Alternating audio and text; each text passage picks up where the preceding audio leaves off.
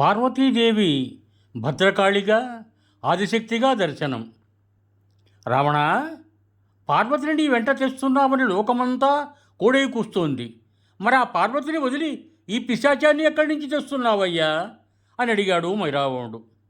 రావణుడు వెనక్కి తిరిగి చూశాడు. అతడికి పార్వతే కనిపించింది. ముందుకు నడిచాడు. అహిరావణుడు ఎదురుపడి, అయ్యో రావణ, ఈ పిశాచాన్ని ఎక్కడి నుంచి పట్టుకొస్తున్నావు అని హేళన చేశాడు. రావణుడు మళ్ళీ వెనక్కి చూశాడు. మళ్ళీ పార్వతీదేవే కనిపించింది. ముందుకు కదిలాడు. విభీషణుడు ఎదురొచ్చి, అన్నా, ఆత్మలింగం తెస్తానని కైలాసానికి వెళ్ళి ఆదిశక్తిని వెంట పెట్టుకొచ్చావేమిటి? తన అర్ధశరీరాన్నిచ్చే పరమేశ్వరుడు మాత్రమే భరించగల ఈ మహాశక్తిని భరించడం నీ తరమా అని అడిగాడు. రావణుడు వెనక్కి చూశాడు. ఈసారి అతనికి పార్వతికి బదులు పరాశక్తి కనిపించింది. విభం భూయాత్.